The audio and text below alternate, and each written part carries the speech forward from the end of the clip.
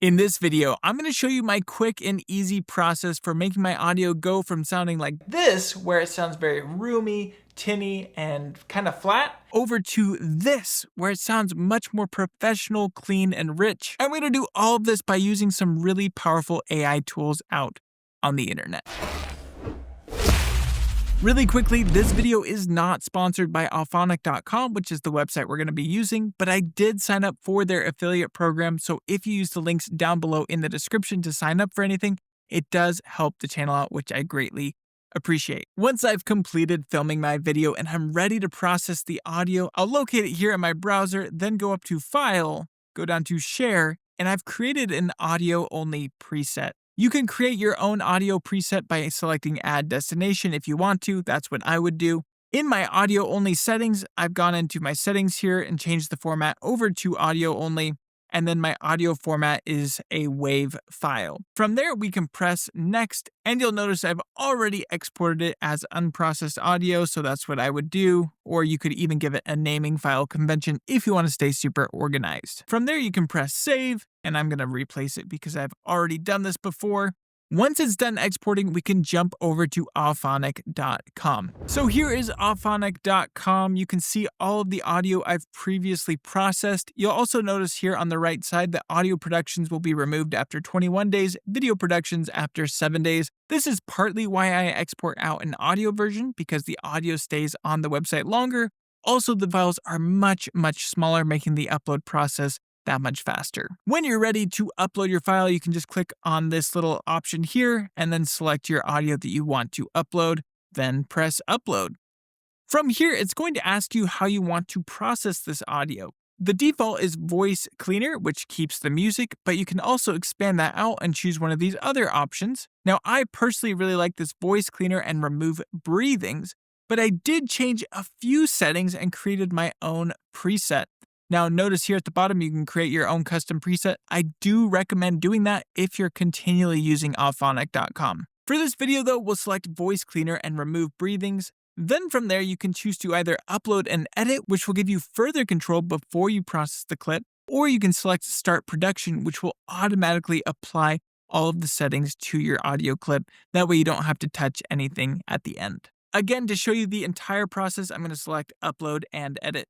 Now, while it's uploading, you'll notice here on the right side, I have 99 hours and 56 minutes of credits. I just went ahead and bought 100 hours worth of credits up front, so I didn't need to sign up for the subscription option. Some people might prefer the subscription option as it is cheaper than buying the credits up front, but I wasn't sure I was going to be using the amount of hours it was giving each month. So I felt like a mass amount of hours upfront was the more cost-effective option for me. Once the audio is done uploading, it should bring you to this edit production screen if you chose the upload and edit option. Scrolling down, there's a ton of options to work with, but the super important one is the output files option. By default, it's going to be this MP3 option, and I prefer the WAV format. So I'm just going to change that over to WAV 24-bit PCM. I'm not an audio guy, so I don't know if this is way overkill or underkill, but I found that this is giving me really good results for my own videos. And scrolling further down, you'll see that we have this speech recognition and automatic show notes. What's really awesome is we can use Whisper AI to process our audio and spit out a transcription file. That can be great for uploading directly to YouTube if you like, or doing paper edits. It's really up to you. It's completely free to add onto your processed audio, so you just select Auphonic Whisper ASR. You'll notice in our output files, it adds a bunch of extra options. Going further down, you can even see that you can add automatic show notes and chapters, which is handy for kind of condensing down everything that's spoken about into an AI-generated summary. You can even give it an example to work from so it kind of copies your own personal style. Scrolling further down, this is where the audio settings comes into play. For one, the audio algorithms. So we've got the adaptive leveler. I just leave that at 100%. Filtering, I leave the voice auto EQ. The loudness normalization, I leave it at the -16 LUFS. And then there's this noise reduction option. I just leave it on the dynamic keep speech and music, remove everything else. I have it remove the noise at 100 dB. I have it remove the reverb at 100 dB. And I have it remove the breathings at 100 dB because I breathe a lot. And then at the very bottom, there's even this option for automatic cutting. So if you want to cut down the audio file a ton, remove any pauses, you can even choose to remove filler words such as whatever you want to call it. You can do that all here on Auphonic.com. I personally do not like to do that because that completely removes any sync I might have had inside of Final Cut Pro with my video clip. But if you're not planning on sending this to Final Cut Pro, that's a great option. From there, you can press Start Production. Now, I've already processed this audio previously, so I don't want to ding my credits by processing it again, so I'm not going to bother with that. But I will show you the next screen that pops up once it's done processing. Once you're done processing your audio, you should see a screen just like this. You have all of your download files here at the top.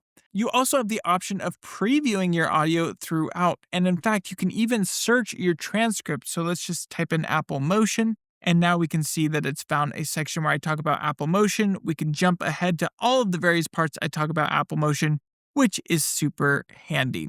Once you're happy with the processed file, you can go ahead and just press download on any of these files that you might need and then save it to that same audio folder. Once we have processed the audio, we can jump back into the video editor of our choice. Mine, of course, is Final Cut Pro. And what we'll do is locate our video file. I'm going to right click and select New Multicam Clip. You might suspect I would use the Synchronized Clips option, but I personally prefer the Multicam Clip. I have an entire video on that I'll link at the end of this one. So we'll select New Multicam Clip and just call it Processed Audio or whatever you really want to call it and push OK.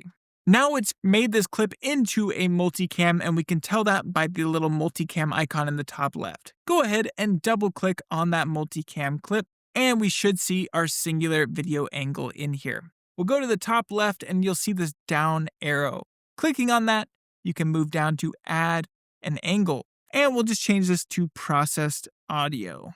From there, we can go ahead and open up Finder, or you can use the import window and bring in our processed audio.wave. Just going to drag that directly onto this timeline. Now, if we did everything correctly, they should be the same duration, so I shouldn't have to resync anything. That is, if you're using the paid version of Auphonic. If you're using just the free credits, it's going to add a little logo stinger at the very beginning of the audio file. Free audio post-production.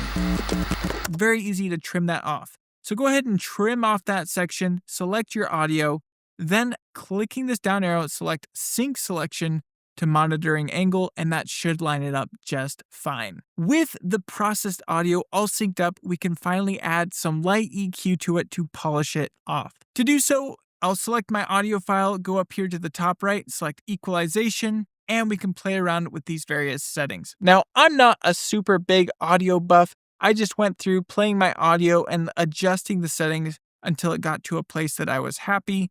I think it looked something like this. Now that we've done that, though, we need to back out of the multicam clip, and I'm just going to create a new project with this multicam audio project, and we'll push OK. And you'll notice right now it's that blue color because I didn't change the audio role on it. If I go over here to the right side under audio configuration, you'll notice that we can deselect the original audio and enable the processed audio.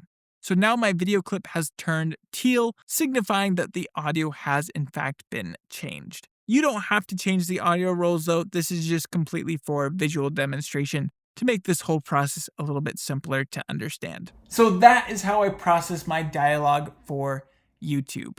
If you enjoyed this video, then I really think you're going to enjoy this video next, where I talk about why multicams are better than synchronized clips inside of Final Cut Pro.